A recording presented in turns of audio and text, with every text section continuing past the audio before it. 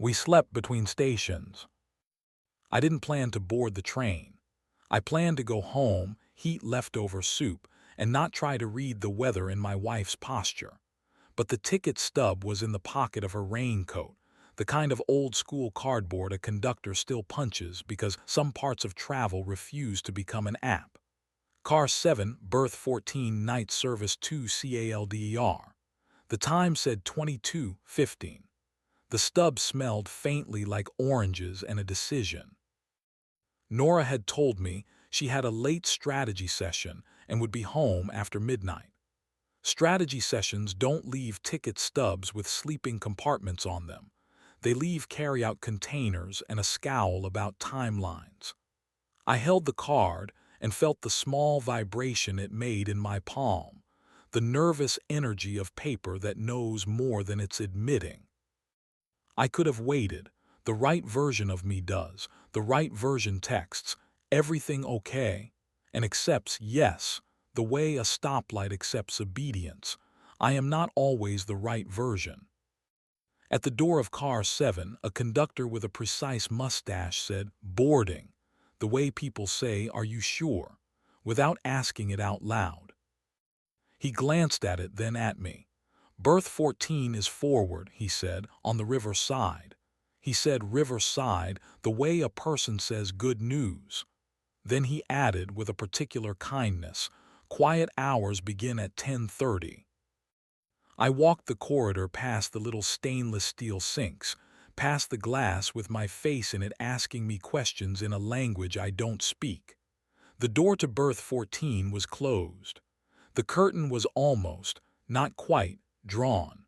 I knocked the smallest way a person can knock and still call it knocking. "Hi," she said, "you found the stub." "Hi," I said. "I found the stub." The compartment was barely wide enough for the two of us and our unsaid sentences. 2 bunks, a metal ladder, a narrow window framing the station clock like a story about time. On the tiny, fold-down table sat a paper bag with 2 oranges. "I thought about calling," she said. "I thought about not coming," I said, and we both smiled because honesty makes you appear human again. She touched the bag. "Oranges are my attempt at glamour," she said. "Calder's donor wants me at the morning walkthrough. They booked the sleeper so I wouldn't bail." "Is he on this train?" I asked. I worked on he as if it were a word I could make neutral by sanding it down. "You should have," I said, not raising my voice. Quiet hours had started inside my chest. "I didn't because I didn't want to practice your reaction instead of having it," she said, leaning on the table with both hands, the posture she uses when she believes the next sentence could improve the day. "And because some parts of me wanted a room where nobody knew who I was supposed to be." "A train compartment," I said, "the smallest room possible." A whistle blunted the air. The platform slid away.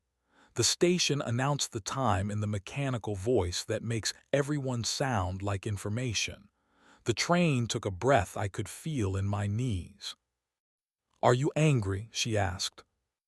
"Yes," I said, "at the version of us that thinks we have to schedule bravery." "You're seen," I said too fast. "I am," she said, soft. "By you, often. I just forgot how to ask without making a presentation." The corridor flickered. The conductor's shadow passed. A child laughed in a far car, the pure kind, bounced off metal and returned smaller. We ate our quarters of orange like penance with vitamins. I said, "Are we okay?" She made an expression I file under inventory. "We can be," she said, "if we stop pretending that being okay happens to us and remember we build it." The train leaned into a curve, and so did we, and for a moment I felt my shoulder touch hers, not out of tenderness but physics. It still counted. "Where would you like me?" I asked. "Here, in this very narrow room where everything you do is amplified, or back on platform 6 pretending to be chill?" Nora smiled at the sign. Trains leave advice everywhere, she said. They're not wrong. I followed a piece of cardboard, I said. Which is different from following you? I'm trying to decide how different.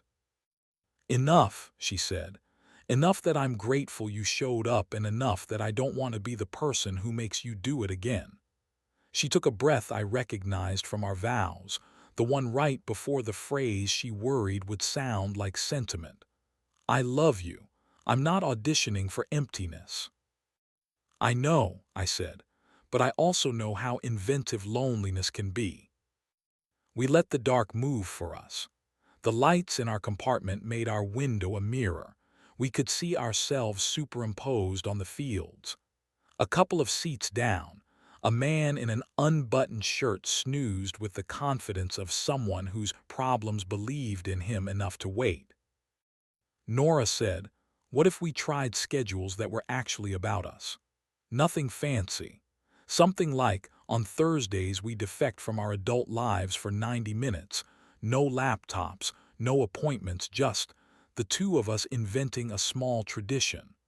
A walk in a place that doesn't owe us conversation. A diner with grilled cheese that arrives in a basket and makes no claims." Thursdays, I asked, mock serious. You would betray Tuesdays like that. Tuesdays love being routine, she said. Thursdays are jealous. We should give them a job.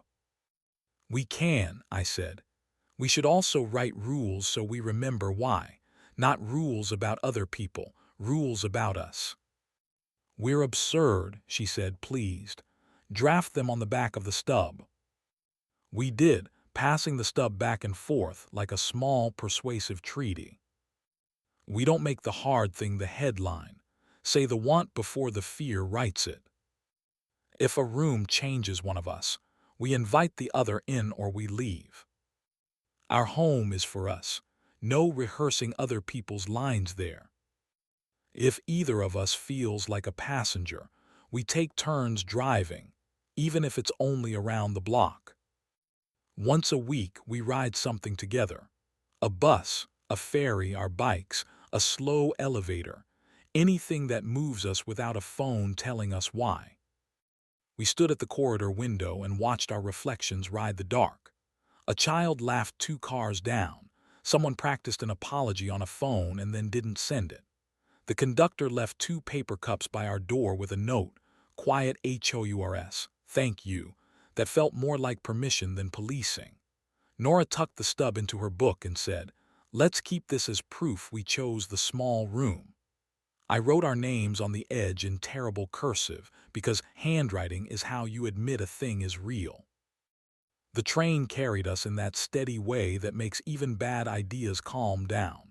We took the top and bottom bunks like kids who remembered how to share. Between stations, we lay awake and practiced being quiet on purpose, my hand on the place between her shoulder and neck where she stores every plan. No speeches, no verdicts, just the rhythm of steel deciding to be generous. We slept, badly and together, which felt like the correct kind. Dawn arrived with coffee and competence. On the platform at Calder, we wrote a small amendment on the back of the stub. When the scenery changes, narrate it kindly, and promised to test our Thursday idea on a Wednesday. I watched her walk toward her day with a pencil in her hair and a new room in her eyes. I went home and printed a card for our fridge. Quiet HOURS begin when we say. Talk before the train leaves. That night we defected from our adult lives for 90 minutes and ate grilled cheese in a basket. We started riding something once a week, bus, ferry, elevator, anything that moved us without telling us where to look. Jonas the donor stayed in his lane, and when he didn't, we invited him into the sentence and removed the code. The stub lives by the door with the keys. Sometimes I add a new line to it with a dull pencil. The last one says, don't follow the dot, follow the person.